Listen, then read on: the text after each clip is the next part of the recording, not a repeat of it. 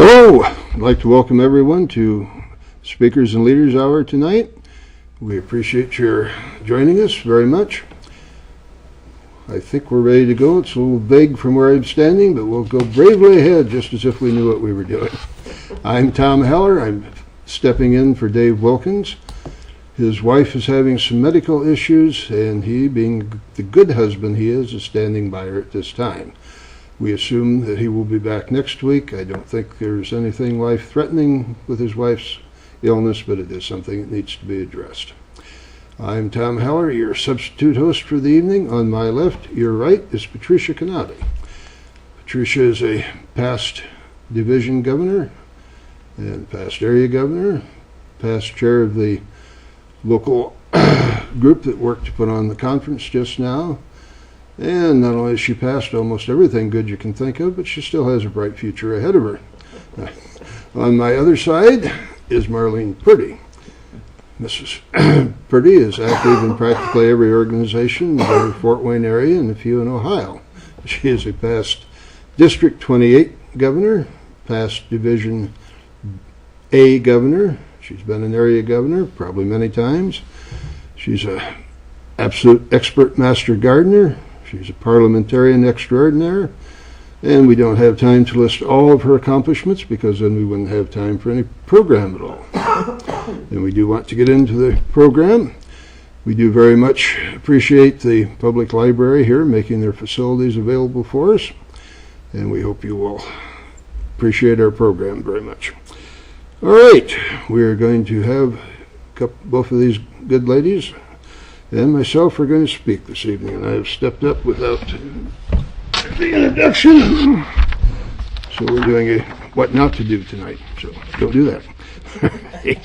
Our first speaker will be Patricia Knaebe. She is working out of the competent communicator, number 3. This is not by any means the first time she's been through this. All of us have been through several times by now. And she is talking about the fall conference wrap-up, and her title is Get to the Point. Help me welcome Patricia Knaebe. Patricia, come on up.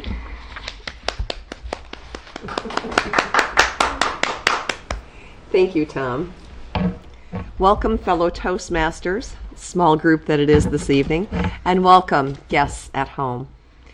As Tom mentioned in his introduction of me, I was the fall conference chairperson this year for the District 11 Fall Conference that was held here in Fort Wayne. We had a wonderful conference. It took many months to coordinate the conference, get it put together, and the hard work paid off. I had a wonderful team of people helping me.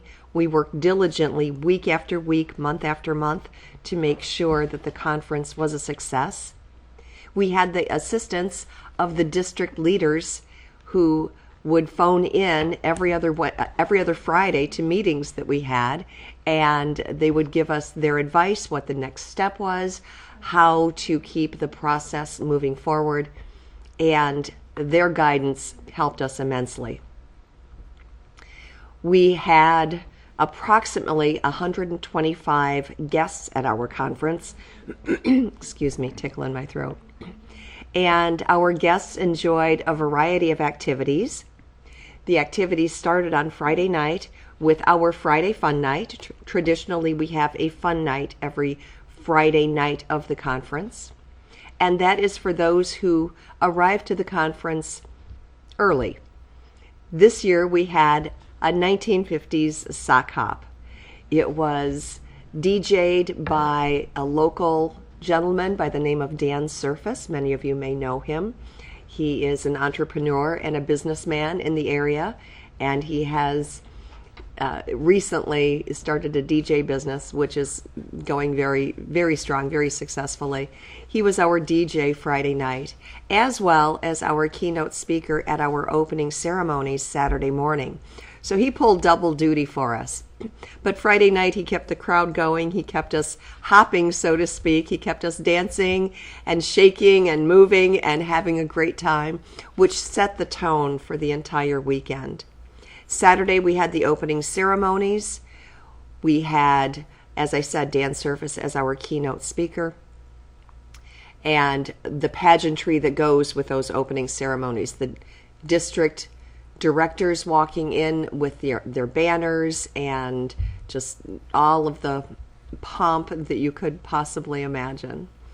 After that, we had educational sessions throughout the day Saturday, and these were led by some of our premier Toastmasters. We had some top-notch talent giving presentations on a variety of topics. Storytelling was a topic, parliamentary procedure was another topic, and the revitalized education program, which is being rolled out by Toastmasters International, was also a topic of discussion.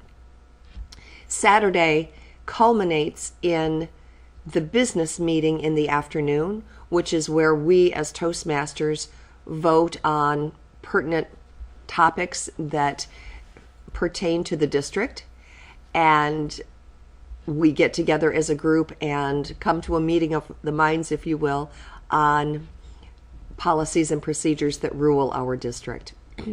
After that, we had a wonderful humorous speech contest, and we chose one of the division contest winners to win at the district level, and that contest was a lot of fun as well.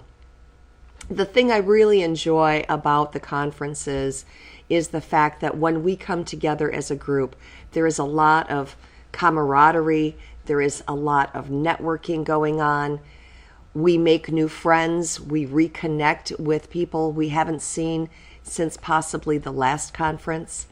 It's a good place to solidify our commitment to Toastmasters and to give us additional information to become better Toastmasters as we progress through our Toastmasters journey. If you are out in TV land and you are a Toastmaster, join us at our next conference, which is going to be held at the end of April in Bloomington, Indiana. If you are not a Toastmaster, but you would like to think about becoming a Toastmaster, go to Toastmasters International website. Do a search of a Toastmasters club that is in your area. Visit a few clubs. Find out what it's like to be a Toastmaster. Come and join us. We have a lot of fun while we learn communication and leadership skills. Master Toastmaster. Thank you, Patricia, very much. Appreciated those comments. She mentioned briefly about the pageantry. Sometimes it's broken up with a little bit of humor. From time to time, I have replaced the 80, 90-pound Patricia Knaebe carrying the banner down there while they're describing Patricia. So a little bit of humor to it from time to time. I think one time I disabused them of the idea that I had eaten her. You see her right here. She's in good shape. All right. Now, I don't know how many of you realize it. Don't know if any of the ladies in the audience here in our group realize it, but today is the 60th anniversary of something that's really very important to our country. Well, 60 years ago, December 1st, 1955, Rosa Parks said no. Rosa Parks was a middle-aged, 40-something black woman living in Alabama, Montgomery, Alabama, and she, like all other black people in that period, in that time, that area, was required to ride in the back of the bus. Now, this was accomplished through a series of rather complicated rules, but boiled down to, if you were black, you sat in the back of the bus. You went, you paid your fare, which was a dime in 1955. Then if there were any white people already seated, you went around and you got in the back of the bus and got a seat. Now, say they had 3 rows of seats, 12 seats presumably, assigned to white people. As long as there were just 12 white people on the bus, that was fine. But if a 13th got on, everybody in the next row had to get up and move back. It wasn't just a bus rule, it was the law, both state and city. So, and many southern states had laws like these. I don't imagine that Fort Wayne had them. I didn't live here at that time, but I don't think any place this far north would have done that. At any rate, you had then a hierarchy of the way things worked. Once the black people had to move back a row, if there were more seats, they could sit farther back. If there were no seats, they could stand, as long as there was room to stand in their part of the bus. And if they ran out of room to stand, they simply got off, even though they had paid their fare. So, December 1st, 1955, Rosa Parks was going home from work. Enough white people got on the bus, they needed to move it back. These were not permanently assigned seats. They had a movable sign, and the bus driver would just move it back as far as needed. After some hesitation, a little bit of quiet resisting, the other black people in the row did get up and they moved back like they were supposed to. According to the law, she refused. She had just had enough. She just couldn't bring herself to do it. They did call the police. She was arrested. She was taken to jail. She was bailed out the next day. It was a $10 fine, a $4 court cost. Her fine was paid. She was a secretary in the NAACP. I don't know if she was paid anything for that or not, but she worked as a seamstress for her primary income. So the NAACP thought she would be an ideal candidate to carry forward an appeal to this, court ruling. There were already several appeals going forward, and I think there were some more after that. But she was virtually a perfect citizen, never done anything wrong, never been in any trouble before. And they just thought that, she would be an ideal candidate for this. Now, of course, she lost her job. If you were alive in 55, you would realize that would be an inevitability. She worked for a white couple that had a department store as a seamstress. She also received innumerable death threats. In fact, she received death threats the rest of her life. In addition to, taking the challenge forward in the higher courts, they also started a boycott of the bus system. 75% of the riders of the bus in Montgomery, Alabama were black, so it was very hard on the bus system. They very nearly went bankrupt. The people were incredibly inconvenienced. They had to drive. Some people walked as many as 20 miles. I suspect a lot of people stayed home. They carpooled. A lot of people ran their car as a bus, just charging the dime to take people wherever they wanted in their car. And they did that for over a year. It was incredibly inconvenient for all sides. At the end of somewhat over a year, this court ruled that it was, what they were doing was illegal. What the city was doing with their laws was illegal, and the buses were integrated. Meanwhile, Rosa had moved to Detroit after a couple of years. Between the fact that she was unemployable, her husband had also lost his job, kind of as a semi-indirect result of her speaking out. So they moved to Detroit, where things were certainly better, but they were far from perfect. Oh, incidentally, I thought it was fascinating to know that the NAACP was far from prejudice-proof. At the first rally for her, she was not allowed to speak. She was told that she had said quite enough already. The leader of the NAACP, in fact, had a firm view of what women's place was. It was not just in the home, but specifically he even identified the room. The kitchen is where they belonged. So, anyway, she moved to Detroit. She worked for a person who was elected to be in the federal government. I forget now if it was a senator or House of Representatives person. And she still continued to receive death threats, although no one ever actually harmed her. Anyway, she has been dead for several years now. I believe she died in 2005. She had dementia for the last several years of her life. But she has been given pretty much every honor that it's possible to give a civilian in our time. And it was very fortunate for everybody, in my opinion, that Martin Luther King was a new pastor down there. He helped carry forward the civil rights movement. I don't know if anybody that's listening might think that this would only be important to black people. If so, you're a fool. I mean, we couldn't live like that. It just couldn't be. It wasn't destined to last that much longer, and we're very fortunate that it changed with relatively minimum violence. I do know that some people were killed, there was some violence that occurred, but compared to what it might have been, it was could have been an awful lot worse. At any rate, she has now been given just about every honor that it's possible to give a civilian, and well deserved in my opinion. All right, enough of Rosa. On with our next speaker. Marlene Purdy will be our next speaker. She, I've told you many of the things she's done. She figured out a new thing to do. Who would have guessed it was anything left? She is going to be, she's not going to be, she in fact is the ambassador for this district, District 11, for the new program that TI has come out with.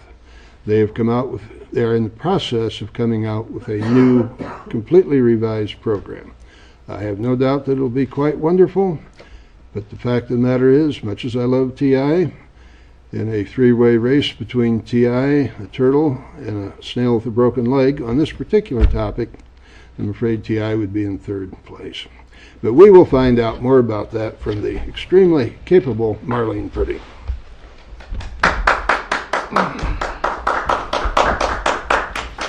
Thank you, Tom. The revised educational program. When it was first mentioned almost 2 years ago, I was one of them that actually called TI and spoke my opinion about how I thought they were doing it. And I'm not sure I still agree with everything. However, it's an excellent program as far as I know.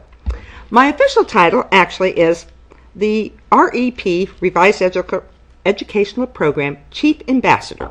And exactly what does that involve? Well, in fact, in all the districts, they have a group of people who are actually going out and meeting with the clubs to explain the program to the clubs and working with the clubs to help them get started on it.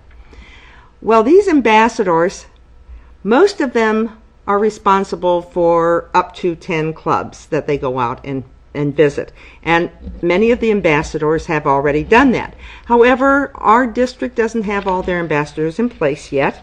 And they had a chief ambassador who, for one reason or another, left the position, and I was just last week anointed by TI, for lack of a better term. And so I am playing catch up. I watched one webinar that was a repeat that I was able to download, and then I actually participated in one yesterday where they are talking about exactly what the program is going to involve. And the reason for the program, I might go back.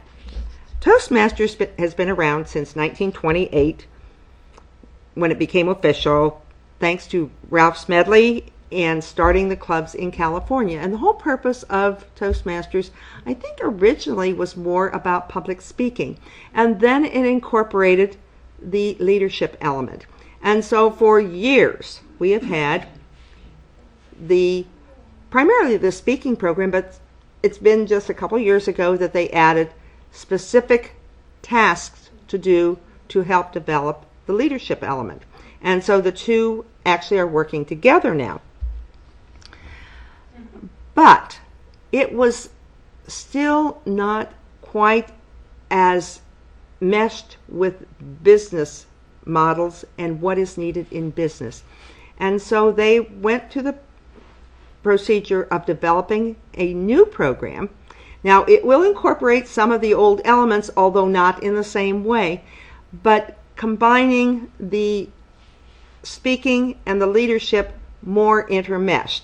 And the one thing that I read that is going to really shake up some people maybe is that it's going to take a little more preparation to do your projects, and they're going to be called projects as opposed to just giving speeches, that they will integrate some of the leadership skills in with the speaking skills, so they're working together. And there's going to be management and mentoring, and all these different things are going to be part of the program, which is much more detailed than it currently is. And the best thing about it is that it is going to be more aligned to business models so that the Toastmasters can take these skills then and tell their employers or show their employers, these are the specific skills that I'm learning through Toastmasters, and these are the specific skills that can help me do a better job. The other interesting thing about the new program, in the past and currently, all the activities pretty much take place at Toastmaster meetings. Well, the new program is going to be a lot of online activities. There'll be more webinars and more things that people are actually presenting online, and maybe the club will meet and observe the speeches being given online. So these are some of the changes that are going to be taking place. Unfortunately, I have not seen any of the specific materials yet. We were promised that we should have some of them shortly after the first of the year. I'm kind of curious as to what the different designations, because now we have the competent communicator and the competent leader, the advanced communicator bronze and the advanced leader bronze, and the different designations. The only one that I know that they said would still be around is the distinguished Toastmaster, which is the top of the different designations. The other designations, I'm not sure what they're going to be, because they're going to be talking about the speaking and leadership in different settings. And so it's going to be entirely different. And I wish I had more to share, but that's as far as we can go at this point. And so it's going to be kind of interesting to see. And for those of you who are out there and are considering Toastmasters, this might be the time that you'd want to give Toastmasters a look, because it is definitely going to be more in line with your work setting. And I'm really excited about it, and I'm hoping that more people will be checking into it. We are going to be having ambassadors. By the way, my chief ambassador, they have the ambassadors that meet with the club, and then the chief ambassador, my job is to make sure that all the ambassadors get out there and do their job and be a support system for them and help fill in when filling in is needed and doing workshops and that kind of thing. So I'm really excited about it, and I will present more when I have more information. Mr. Toastmaster. Thank you, Marlene. I wouldn't go too far. You'll be coming right back up here in just a minute. She neglected to point out a few things. She will not get any remuneration for this. She will not, as far as I know, have any of her gasoline or travel expenses offset.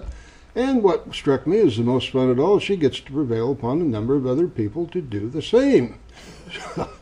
Here in Division B, which is our division, she has kind of cut the Gordon knot by having the area governors perform that function while they're in fact doing their area governor thing. All right, well, we are nothing if we are not interested in how well we did. We like to evaluate each other, and so we will invite Marlene Purdy back up to evaluate both Patricia and I. Marlene.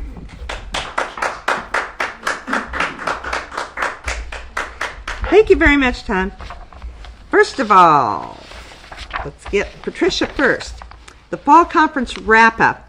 She was to get to the point, and I think you did a fine job. What I really found it helpful to me, you had it arranged pretty much in a chronological order. I might do a side note here, though. I was unable to attend, and that sock hop sounded and on Facebook looked like one fantastic event and my kind of party, and I missed it. So it was my kind of thing. And the contest and everything, unfortunately, I was out of town. But her speech was very well organized. It was supposed to get to the point and have the main points supported. All that was just fine.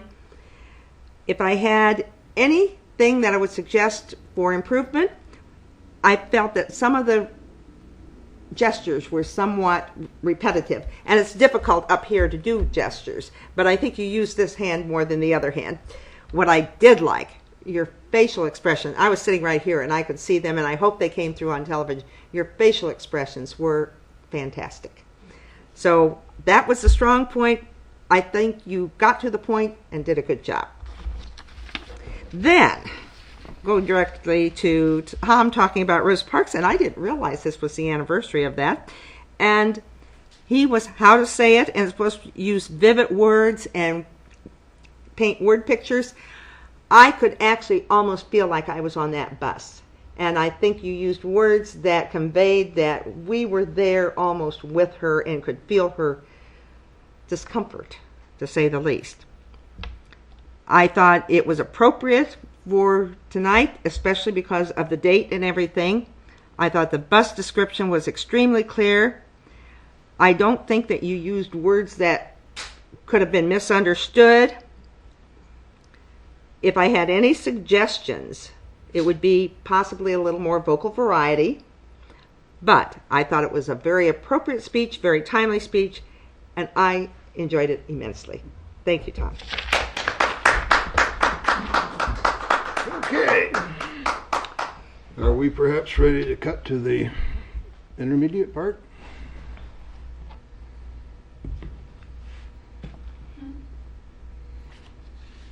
Are we doing that? Thank you very much. Standing here And like... now for our next speaker, Stanley Lichner.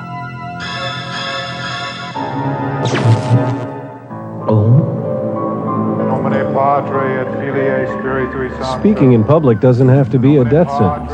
At Toastmasters, we can help you overcome your fears.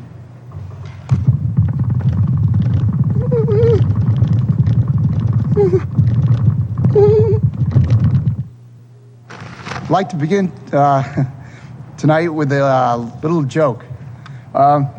This guy, he's a farmer, and he says, "Hey, hello, sorry." But seriously, folks. Speaking in public is no joke. Doctor says, chicken says... For help, call Toastmasters, the public speaking support group. The chicken. All the education in the world won't help you get ahead in life if you can't express your ideas effectively. Every day, competition for advancement gets tougher and tougher. You need an edge. A Toastmasters club can give you that edge. A low-cost learning experience for men and women.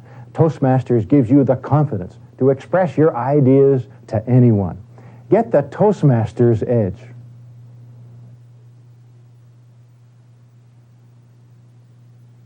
What future do you envision for yourself? What dreams do you have? If you want your dreams to come true, you must have confidence in yourself and your abilities.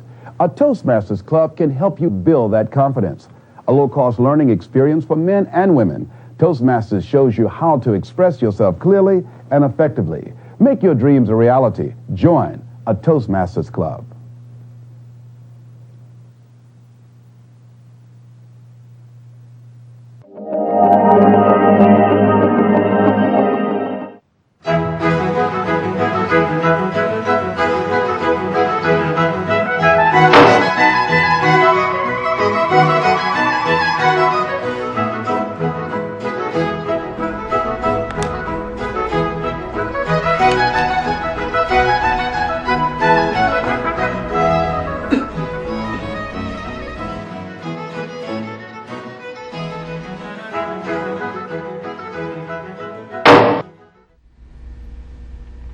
Welcome back. We are glad to be here with you again.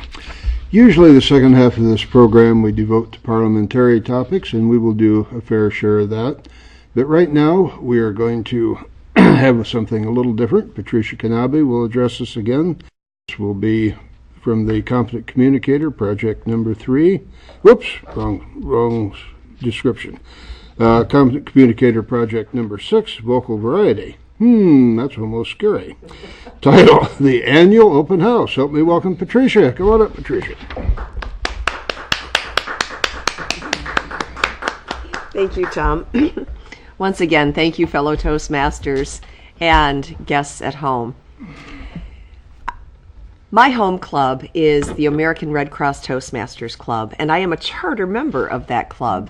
I have been a Toastmaster since 2006. So if you know any math, that makes me a Toastmaster for 9 years. And no, I didn't use Common Core math to figure that out. We at the Red Cross Club have had a Christmas open house every single year for as long as I can remember. And this year is no exception. We plan on having a fabulous open house, which is going to be held next Tuesday, December 8th. We meet at noon at the Red Cross building, which is housed at 1212 East California Road. If you don't know that address, it's across the street from the Coliseum. We have some fabulous coordinators of the event this year. Our own Cynthia Haller, who's a relatively new member, is going to be co-chairing the event, along with another relatively new member, Lori Pear, also co-chairing the event. They've got some fabulous speakers lined up. They have got some great ideas for how to present an open house professionally and effectively, and I believe they are hoping that their model of open house will be used by other clubs in the area and even in the division or possibly the district. Who knows? Maybe the district as well. We are open to the public. This open house is for anyone who would like to come and find out what Toastmasters is about. Specifically the Red Cross Club. We do have ulterior motives. We would love for any of our guests to come and not only be a guest, but to join the club and become a member of our club. The goal is for us to have 10 guests, and I believe we can reach that goal with as much enthusiasm as our club members have drummed up in regards to the open house. If you need more details about it, you can go to our Facebook page, the American Red Cross Toastmasters Club. I have posted it on my Facebook page. If you're a Facebook page friend of mine, you can find it on my wall as well. And it will be on our club website as well before the end of the week. Once again, that is Tuesday, December 8th. It starts at noon. And we will have a program for about an hour. That program does include food, by the way. We like to feed our guests because we want to entice you to come back and be more than a guest to our club. But this is an annual tradition of ours. We love bringing this tradition forward, and we love opening our doors to new guests, especially during the holiday season. So please come join us. We would love to see you. Master Toastmaster. Not much vocal providing. Okay, a little inside joke here, but moving on. The card that Marlene gave me to introduce herself refers to her as being a DTM. I think actually she's about a 5-time DTM. Perhaps she'll give us an exact count if she remembers when she comes up. She has been a parliamentarian since 2000. She joined over in Ohio in NAP group. There are more than that, but there are two large groups of parliamentarians, the National Association of Parliamentarians and the American Institute of Parliamentarians. Thank you. Anyway, she joined the NAP over in Toledo. She moved here to Fort Wayne, joined the Bob Lyman group, which at that time was an AIP group. We have since become an NAP group, so she's back in her stride, and she is very active and very capable in that. I belong to the same club she does, and she knows her way around the parliamentary procedure. She also specifically knows her bylaws. It's kind of a specialty with her. We all defer to her in the matter of bylaws. She will be sharing information tonight, not so much about bylaws, but for those who are going to become president or chairman of a group. Help me welcome Marlene Purdy. Thank you, Tom. And I want to speak to all of you people out there who are taking on the responsibility or thinking about taking on the responsibility of either the chair of a group or a president, and you think, oh, I can't do that. But you can. It just takes a couple of simple steps. The first thing that I would recommend is that you get this little book, and I consider this my Bible when it comes to running meetings, Robert's Rules of Order, newly revised. And the original version was done by Henry M. Robert. The current one was the original one. And by the way, when we talk about Robert's Rules of Order, it's not Robert's apostrophe, but Robert apostrophe S, because his last name was Henry Robert. Henry Robert III was one of the editors of the most recent, which is, I believe, the 11th edition. And so you always want to have the most current edition, and you don't have to memorize it, but know where to find things in this book, and it will serve you in good stead when it comes to meetings. Now, some people think that it gets in the way of running meetings. I find it just the opposite, because you don't necessarily have to go to the letter or the actual everything. You want your meetings to run smoothly, and you don't want it to get in the way of the meeting. So you want to use it as a resource to help your meetings move more smoothly. I always refer to the time that, and I bring him up frequently, Bill Cartwright, who was part of this group when it first started, as far as the television show, and he was, I believe, on town council in one of the Warren, okay, and he would go to the meetings of different representatives on town council, and people would talk about how long their meetings went on and on and on, and his meetings were always very efficient. And he asked somebody one time, well, your meetings go on, why?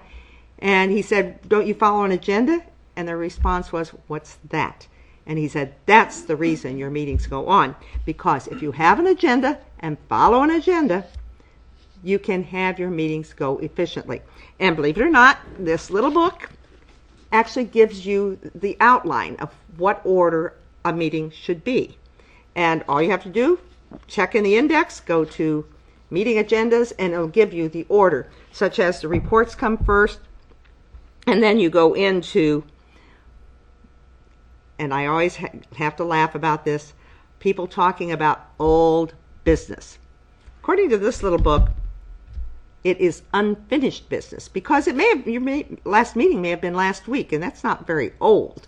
So it's unfinished business and new business. So you do the unfinished business first, getting everything out of the way, something that had come up at a previous meeting. You do that first, and then you go into new business at the proper place on the agenda. Another thing that if you're taking over as the chair or president of a group, you definitely want to know what constitutes a motion. What are the different parts of a motion? There are actually 7.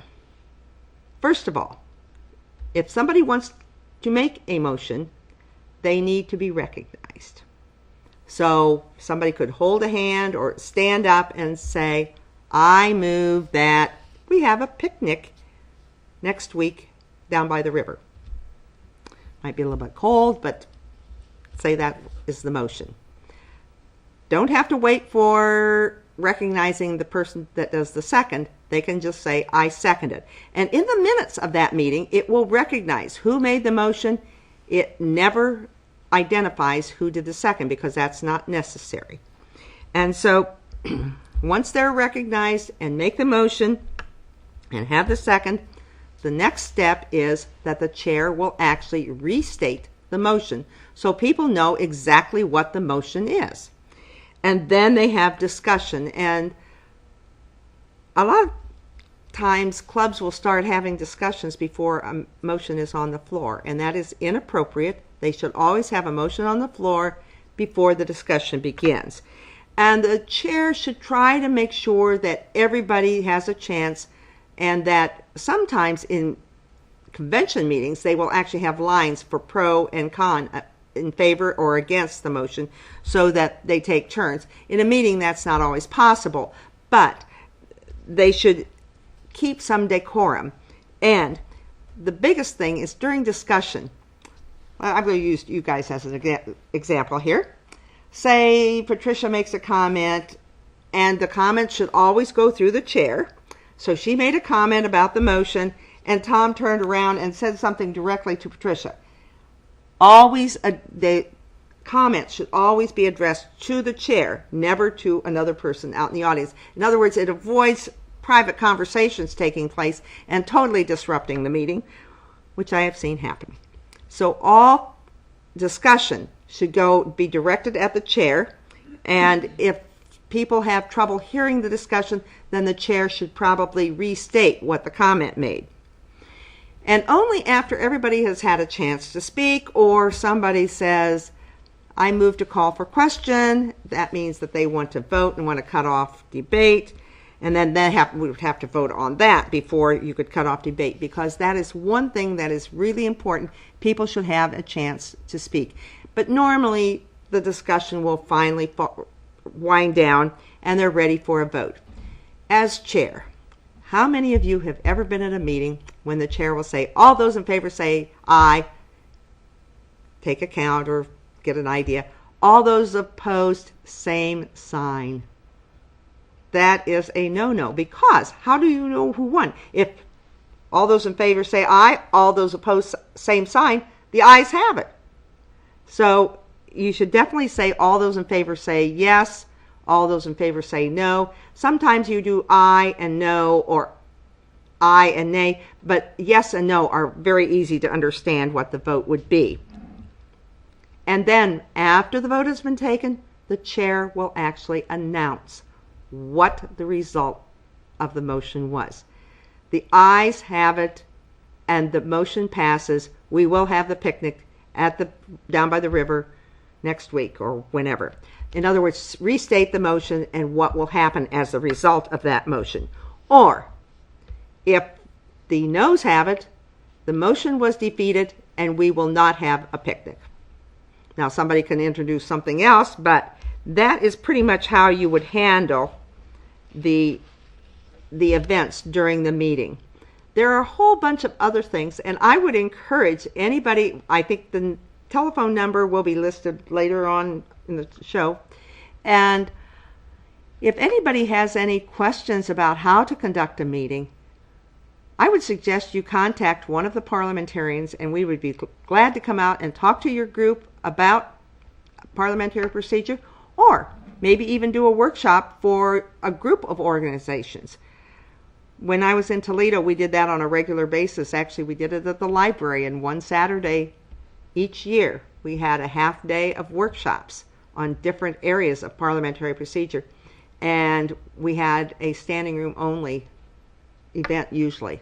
So if anybody would be interested in putting together and inviting us to come in and do workshops, we would be more than welcome to come. We would love doing it. Thank you. Thank you, Marlene. Extremely sound counsel. My topic will be of a very similar nature, and I have addressed this in the past. Unfortunately, mistakes still happen on a very regular basis, so I'm going to address some of the more common parliamentary mistakes. Earlier today, somebody did the same sign thing. So, as Marlene said, we don't want to do that, and we can certainly speed up our meetings by not taking time to recognize and determine who made the second. I mean, it's not only unnecessary and really quite pointless, but often several people will speak at once, and having an argument about who should get credit for seconding it is quite silly. But there are other issues to address. Certain things, such as usually at the beginning of the meeting, such as the reading of the minutes, after the minutes have been read, or if people have an electronic printed copy of it, the person presiding will ask if there are any corrections to that. Not, unlike even some parliamentarians, not corrections or additions. Additions are in fact corrections. So if there are any corrections, they will be noted. You always get more with a printed form, because then they can see how their name was spelled. Sometimes the name will be misspelled. So anyway, then all you have to do, you do not need to settle the matter with a motion. The person presiding simply says if there are no other corrections, the minutes will stand approved as corrected, or if there were no corrections, she'll say the minutes will stand approved as presented, or printed, or read, whatever the case might be. Likewise is the approval of the agenda. And I'm going to repeat what Marlene said. The agenda is all important. If you don't have an agenda, I would suggest immediately after the program, you get on the internet, you rush to the library while it's still open, find out how to do an agenda. They're all important. At any rate, when the agenda is presented, there may be adjustments to it. If adjustments are made, much like the settling of the minutes, the person presiding will say if there are no other adjustments to the agenda, it will be approved as adjusted, or if there were none, it will be approved as presented. Likewise, closing the meeting. Closing the meeting does not, contrary to popular belief, require a motion. When everything is all done, the presiding officer will say, if there is nothing else to come before this meeting, we will indeed adjourn. And that's really all there is to it. There is a strong tendency to make motions and recognize a second when it is unnecessary. Now, we'll touch a little bit on what Marlene talked about. Once a motion has been made and the voting commences, you would say yes or no, but then you do have to go ahead. Recently, I saw somebody who repeatedly would say, after they got to the no part, they all in favor say yes, all opposed, silence. Now that might be a fact. It occurred to me there might be one reason to do that. If you thought there were a lot of people opposed to it, you might confuse them so much they wouldn't know what they were supposed to do. Maybe you could ram it through that way. But we don't really recommend that with parliamentary procedure. So these are some of the things that you need to watch for. Just to be clear, a second has absolutely one purpose. It shows that there is enough interest in the topic to discuss it. That's all that's accomplished. You do not have to be in favor of the motion to second it. You might be opposed to it. You might want to learn more about it. If you're sufficiently Machiavellian, you might realize that you have more of your people there than he has of his people. So you're darn right you want to go forward with it. In 30 years of going to 35 years of going to way too many meetings, many of which went way too long, I know of exactly one time when a motion was not seconded. There was just an awkward silence, and then they went on. I don't even think they knew about parliamentary procedure. They just knew that they didn't want to touch that with a 10-foot pole. So people should stand and be recognized when they speak. If you're in a large group where they don't know you, you should identify yourself, who you're representing. Do you have business there? This is something else that comes up from time to time. People will persist in talking about making motions relative to things that are not part of that group's prerogative to change. We in our Toastmaster conventions would not bring up what we thought of the city tax increase. There's nothing we can do about it. It's not relevant to us. We have no standing to adjourn it. Some things are a little less clear. Recently, the conduct of people on the district's website has come into question, in the Facebook, I should say. Well, the only group that has any control over the Facebook, other than making entries, the only group that controls it is Lucy Nixon. She's not a group, but she and her other top leaders in the district have complete 100% control of that. There is no real point in discussing that at a DEC meeting or a conference or anywhere else, because you can't enforce any changes. It just simply is up to Lucy. And one thing I don't get, it has nothing to do with parliamentary procedure, where in the world people get the idea that they can conduct themselves one way face-to-face and a different way on the internet. I guess I'm too old to get that. I mean, think about it, people. If you're not living in your parents' basement, why in the world would you do that?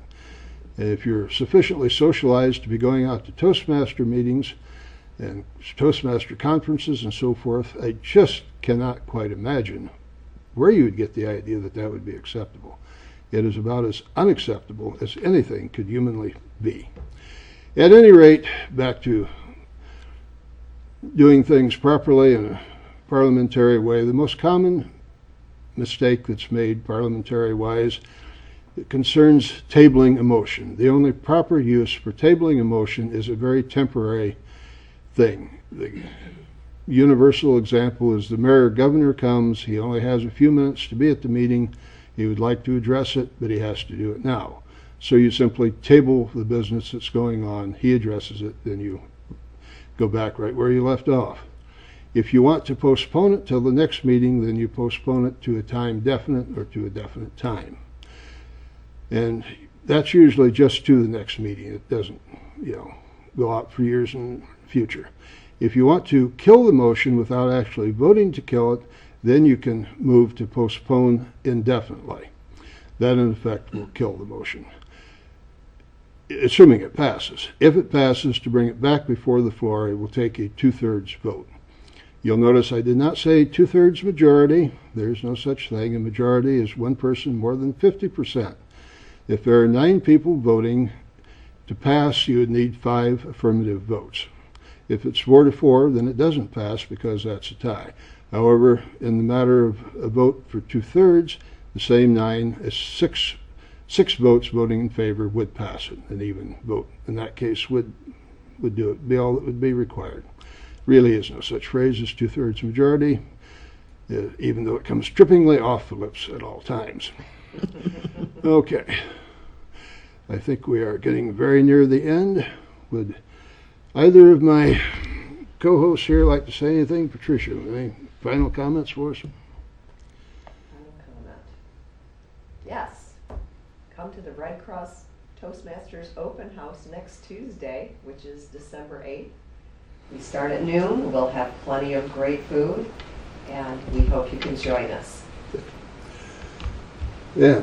And Marlene. I am part of the Bob Lyman Toastmasters group. We normally meet the 2nd and 4th Mondays at 6:30 at the Northcrest Pizza Hut. December is always an unusual month because we have some Christmas parties in a joint effort with some other groups. And so we will not have our regular meetings in December. However, we will meet the 2nd Monday of January back at Northcrest Pizza Hut, 6:30. Okay, thank you very much. I belong to both of those fine clubs. I also belong to the Anthony Wayne Toastmasters, which meets every Thursday night. We didn't meet Thanksgiving, and we won't meet Christmas Eve, but just about all the rest of the time we meet. Also, we are all members of the Advanced Speakers and Leaders. For any Toastmasters out there who have completed their Competent Communicator Manual and are in good standing in another club, we not only welcome but absolutely urge you to join us. We generally meet the first Monday of every month. First Monday of every month. This month will be a little different, but nonetheless, starting in January, that will be the case, and we would certainly hope you would join us. I would hope all of you Toastmasters out there would give serious consideration to going to the next conference, which will be in Bloomington about April 30th. And we will have a fine time. There's some hope at this point. We will be able to resurrect our missing division. We won't know until the very date, but it's looking good right now. We have some new clubs down there, so there's real hope for that, and that would be a great boon to not only that area, but to District 11. We would like to thank all those people who have helped us tonight. Dennis Osborne, who was not only very helpful tonight, but absolutely magnificent at conference. He was our sound man. He was everywhere doing everything, and it would be hard to imagine how we would have gotten by without him. We have Otto Bouchette, I think it was. I don't have my paperwork with me. And we have Megan the intern. Megan the intern, we are so grateful to her. So we are a slim group tonight, but we will be back next month, and we will look forward to seeing you then. And to one and all, a good night.